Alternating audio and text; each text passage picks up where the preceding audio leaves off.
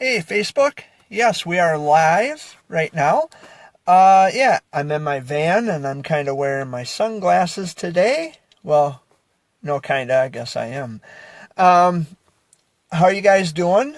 I hope you all had a wonderful holiday weekend and spent time with loved ones and had fun coloring eggs and enjoying Easter egg hunts and things like that and enjoyed a nice meal. I hope your weekend was fantastic. My weekend was pretty good. Um, so, yeah, it was a good weekend up until last evening. um, yeah, so I'm sadly, I was right back where I started, right back at square one again. And this is something that I kind of wanted to talk about. I kind of did, kind of didn't. But I am at the point where, I feel I should just express myself, and try not to be so negative about what's going on. I'm going to give it a shot. So as many of you know, what happened is this person that I had problems with previously found my Story of a Lifetime Creativity page, stalking me, blowing up my page, commenting on things that were irrelevant to the post I had made. I had posted a picture of myself, and this person had come on there that I've had problems with previously, and she started to just go off on a tangent. And I had to ban her from the page. I don't particularly enjoy banning or blocking anybody, but it was warranted. And because I've had problems with this person in the past before. And so in retaliation, she went ahead and she shared a bunch of my YouTube videos trying to put negative spins on videos that had no negativity to them at all. That old time rock and roll, my BFF. I love you too, Maddie. Mwah. Thank you for watching, honey. She started sharing my YouTube videos, and she was just trying to put a negative spin on positive videos. And essentially, again, what happened was people were blocking me, deleting me, and it's like, are you people kidding me? I mean, if what you read on Facebook is something that concerns you, how about you go to the source? What am I thinking? People don't do that anymore. Come on. It's easier just to believe everything you're told and be comfortable with the appeal to popularity. In other words, a high number of people have said the same thing, or they have believed the same thing. So let's append our thoughts to what everybody else is thinking and feeling to avoid taking a bullet in the butt, so to speak. And hey, that's fine because, truth always comes out eventually in the end. Oh, wow, so sorry, I would never block you. Well, thank you, Jody. I appreciate that, dear. I would never block you either. But the problem is time and time and time again, and of course the question was brought up where, well, Jared, we don't think you're a legitimate child of cancer survivor. That came up again. I have demonstrated time and time again, on various different occasions, even the YouTube videos that I posted to my channel, which this person so happily enjoys sharing and putting negative twists. I have made videos where I'm showing my battle scars, and I made a video not too long ago with the updated, newer information that I had learned from Dr. Scott when I went to Lansing on March 6th to the MSU Subspecialties Clinic. I had all my questions in writing. And after that appointment, I had also had a lot of questions. Well, are you doing this, or did you do this just to spite people, to prove people wrong? No. I did it because I am a member of the pediatric cancer community, whether anybody likes it or not. And I focus on pediatric cancer because I am a pediatric cancer survivor. So it would make sense. So I concealed this information from Dr. Scott, not to spite anybody or to prove anybody wrong, but because I need it for my own education. And the more that I know about my own battle, I can re-offer it or reintroduce it back into the pediatric cancer community, and I can look at all these other families and say, yes, I do know what that's like. My body has endured some of the most harshest chemo drugs that you could imagine. Any chemotherapy is harsh. As far as I'm concerned, there is no good chemo drug. And I could be wrong, but I have never known any chemo drugs to be good or to be fair to the body. So that's what miserable people do. Remember, God is the one that always fights for us. Karma. Oh, yeah, that's true. But I don't think there's any good chemo drug. And it was just for my own personal education and clarity. And I wanted to reintroduce that back into the pediatric cancer world, not to prove anybody wrong. However, if my discoveries in my own battle, the more education I have, if that somehow changes people's minds about me, terrific. Because I have no reason to lie about something like this. My parents are still alive. The two people who would really know are my mom and dad. And they're both still alive, by the way. And we also have the pediatric oncologist who still work in Lansing to this very day. Matter of fact, I'm friends with somebody right now whose child is still being seen at Sparrow. And I'm a member of that group. We're actually planning a little meet and greet. I'm going to drive to their hometown, which is not far from Lansing at all. And we're going to meet at a park somewhere and get to know one another and maybe, I don't know, have like a little picnic or something. But this is happening again, and I thought that chapter of my life was over. Evidently not. People are privy to drama, no matter how much you hate it or no matter how much you don't like it. We're all prone to it. I don't prefer it, but it's when other people want to accuse me of things or say that I'm not being sincere or truthful, that I'm a cancer survivor. Yeah, I should just shrug it off and ignore it. But human instinct and human the defense mechanisms, you try to defend yourself, and that's what any human being would do. It's just in our minds. We're all wired that way, I guess. Vanessa Watcher YouTube, we love you. I'm concerned there is no one that don't know it always going to criticize. Hell with them, BFF. You keep up the work and you have many that love you. And I love you too. I love you guys too, Madeline and Vanessa and Shyla. I love you all so much. I will make it to Philly one day. I will. I'm looking forward to meeting you all. And we're going to have a great time. I want to take you guys out to eat sometime. If there's a restaurant nearby, it'll be on me. I'll make sure I have extra money and we'll go have some fun. Maybe do a little sightseeing. It'd be my first time being in Philadelphia. She's looking for she wants my YouTube, or she watches my YouTube. I guess because my YouTube channel is Jared Fuller, and it's the bird. If that's what you meant. I support. Yes, we are a team. Yes, we are. Yes, we are a team. We'll always be a team. Nobody will break us apart. Nobody. But the thing I kind of wanted to discuss is, all of this evidence that I have been able to provide and to prove to people, what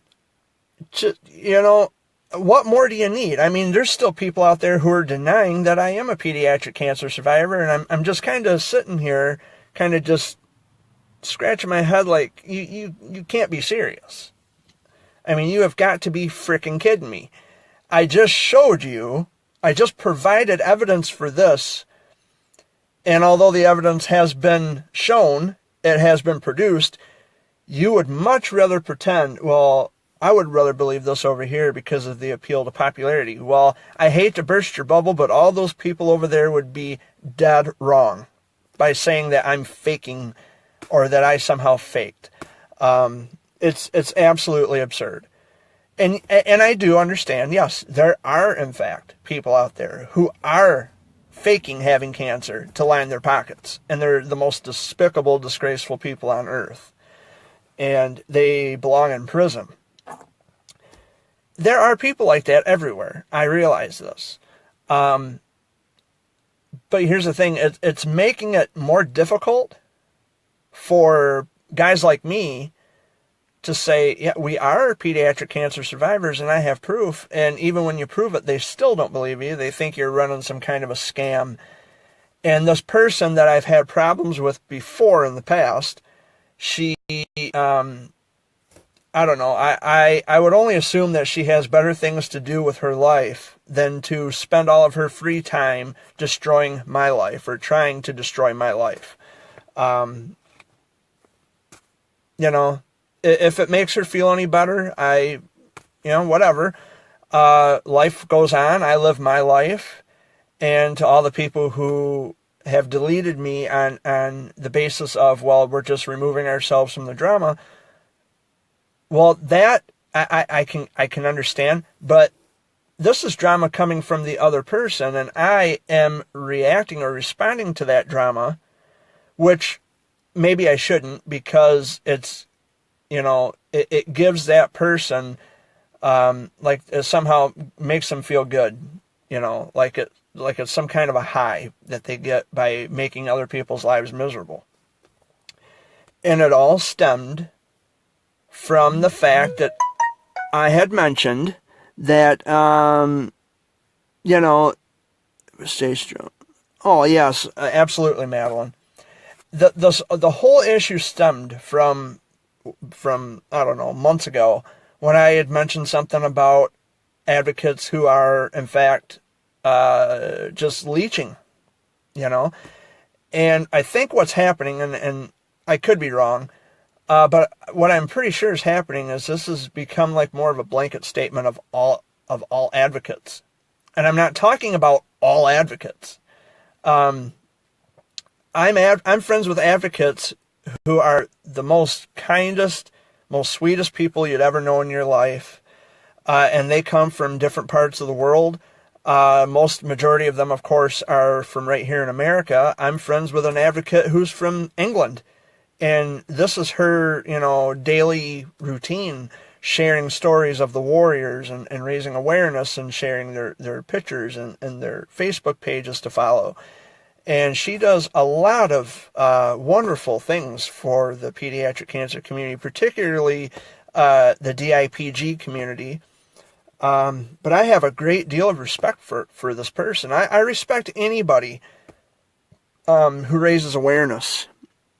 And I always got your back, Ken. Thank you. And I respect you too, brother. You keep doing what you're doing for our kids. We love you for it.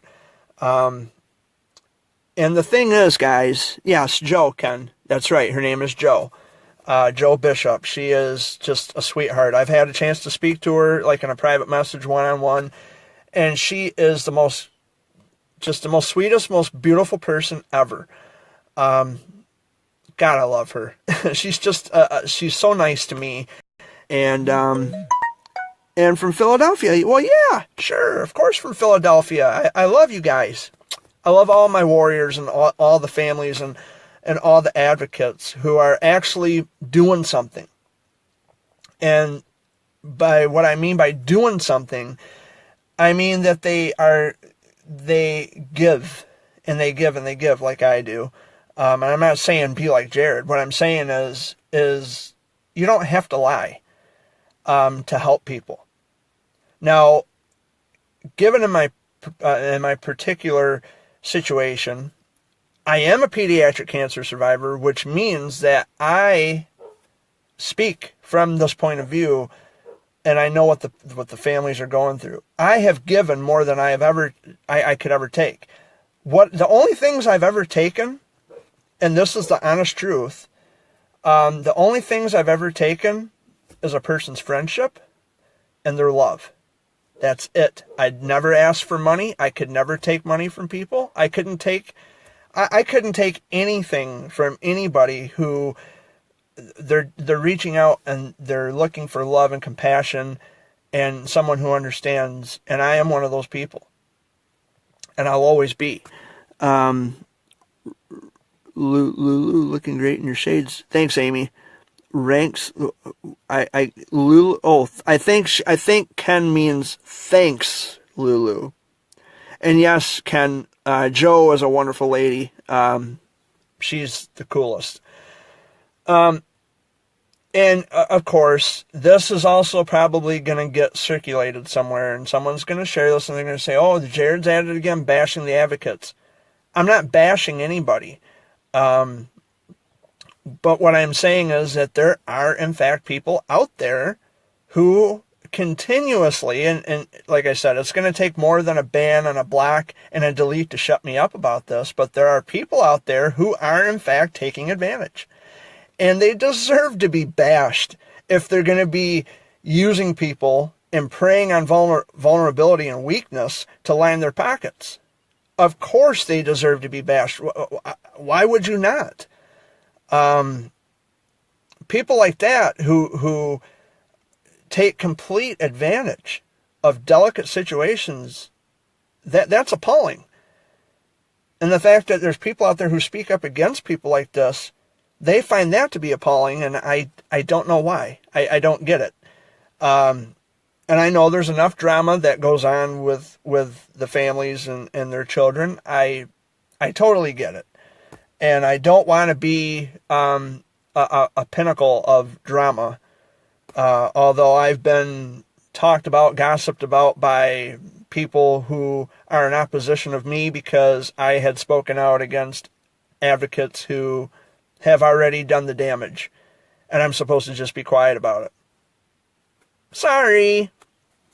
Yes, there are, but good ones out there outweighs them. Yeah, you're right, Ken. Those advocates like yourself, by the way, Ken, we continue to do what we do, and nothing is going to stop us. Nothing on this earth. Well, maybe death, but that's a long time from now, hopefully. But that's what this is about. And this particular individual who is constantly and continuously slandering my name on her Facebook page, she's sharing my YouTube videos and trying to put a negative spin on them to get people behind her to believe what she's saying, therefore block Jared, ban Jared, delete Jared. Well, hey, if that's the choice you make, that's a choice you make. That is on you. That is your own ignorance and stupidity. If you have something against me, you should come to me and ask me some questions instead of just assuming that what you read is true.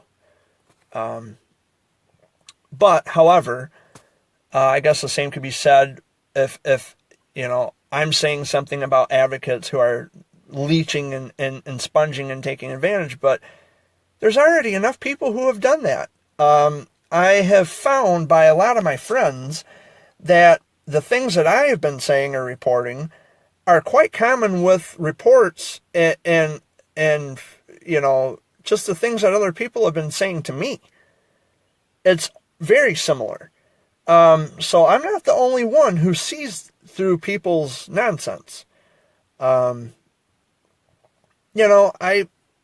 part of being an advocate, is you are here for the kids. You are helping to raise awareness to pediatric cancer. You are helping the families as often as possible.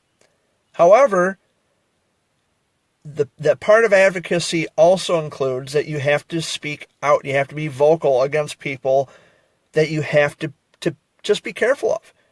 There are people out there who are faking having cancer to get rich quick scheme. As disgusting and despicable and as appalling that is, it's happening. And that's part of the whole advocacy thing. You don't get to cherry pick certain parts and then chuck out the rest. You know, people ask me, well, what's my mission? My mission is just to raise awareness to pediatric cancer, to do what I need to do for myself and for my friends and family around me in the community, and to not take advantage of people, which I could never do that. I just couldn't see myself being so unethical to take advantage of people, especially at their most vulnerable. I just can't foresee it. Amen, brother. Yes, Ken, absolutely. I just can't see myself being so unethical and cheating and sponging people. And, you know, I only talk about these things because people need to be aware. And like I said, this is not just something that I alone have personally experienced. There are other people that I'm friends with who have also experienced similar situations, if not close to it in relevance. They know the truth of certain people. And when you voice out against those people, well, you have certain other followers who follow certain people. When you see that you're speaking out against them, well, how dare you call them bad advocates, Jared Fuller? That's what they are! Woo! So, no apologies, no regrets. People who are taking complete advantage of other people, especially vulnerable people, need to be called out. And I have no problem doing that. So you're bound to see some kind of gossip about me that I'm supposedly faking being a childhood cancer survivor. And I have demonstrated to you people time and time again. Need I say more? I don't know what else to say. I don't know what else to show. I have actually been thinking about going back to Lansing and setting up another appointment with Dr. Scott, because there may be some more questions that I may have for him. He is still in Lansing at the MSU subspecialties clinic across the street from Sparrow. And he's a wonderful guy. Dr. Scott is a man that I love and admire and cherish. And, I am in debt to him forever. The people who save your life was in the palm of their hands, and they took it and they did something with it to make sure that you would still get to live that life. They do this with all the cancer work. And yeah, I know there's children who are being seen for different reasons, but particularly kids with cancer. You have a lot of oncologists and dedicated medical professionals. Your children become their children. And they treat you like you're one of the family. They treat you like you are, they want you to feel at home. Because hospitals can be very stressful, and it's like, oh, I don't like hospitals, that kind of thing. The anxiety level goes through the roof.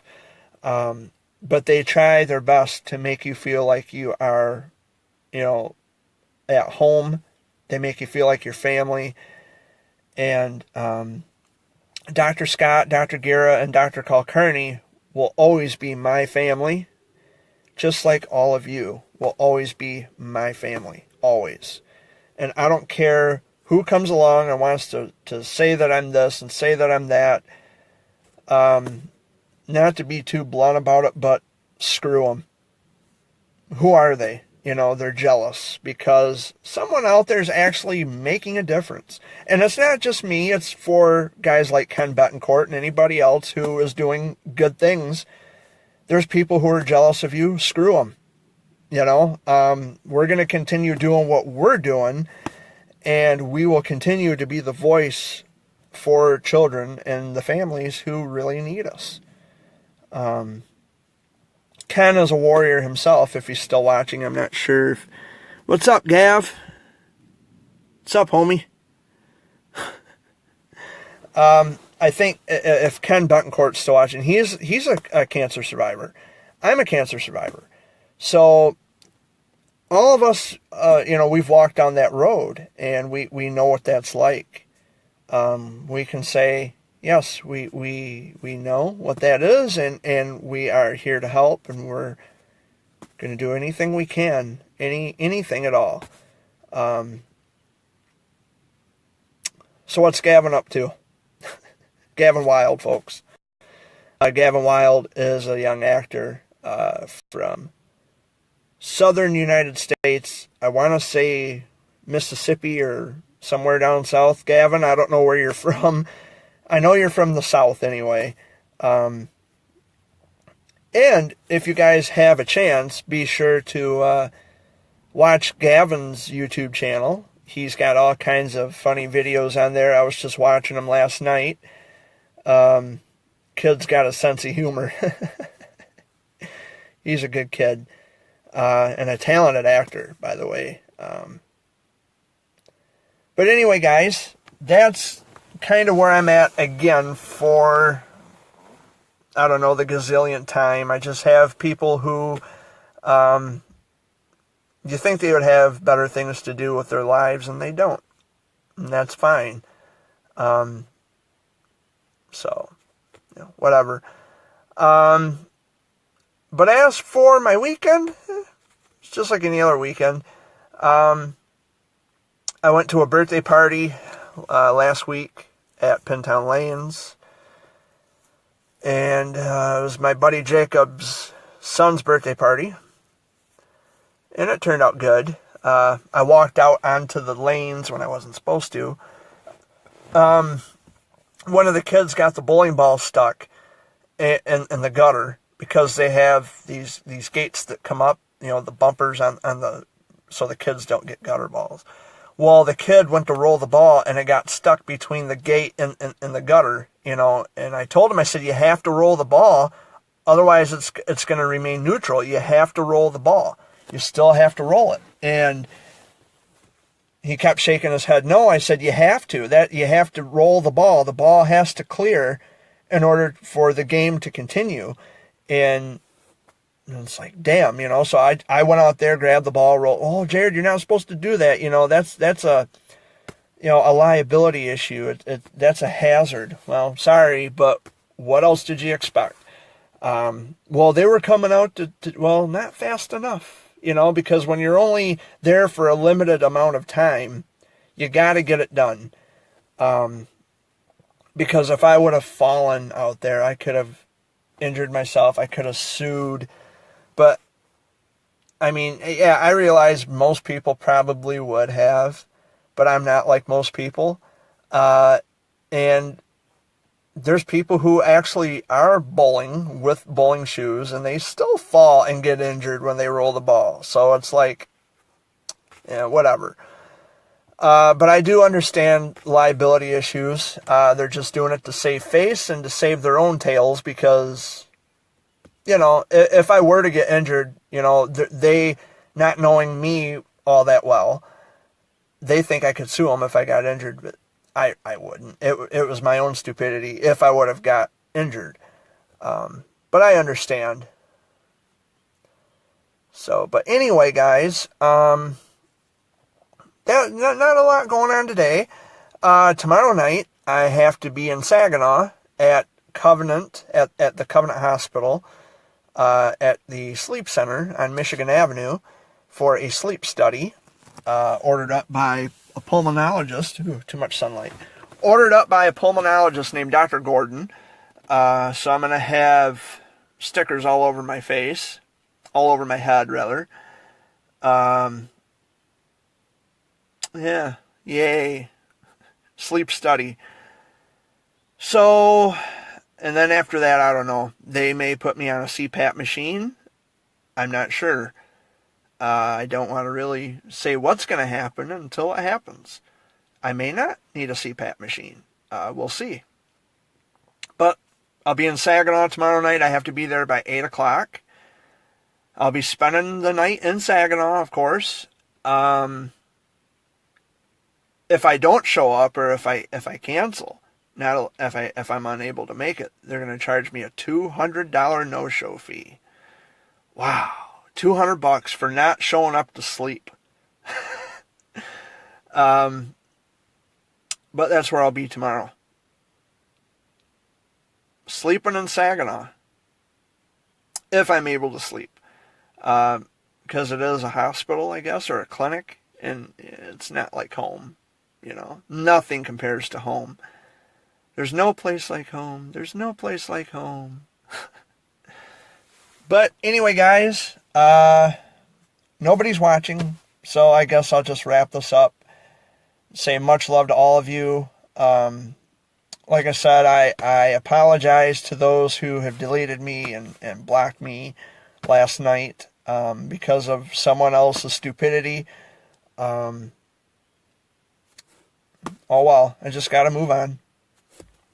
I love you all. Thank you for watching. Peace out from Michigan. And I'm thinking about going live on my T-Soul page here after I wrap up this video. So be sure to catch me over there too, okay? Later.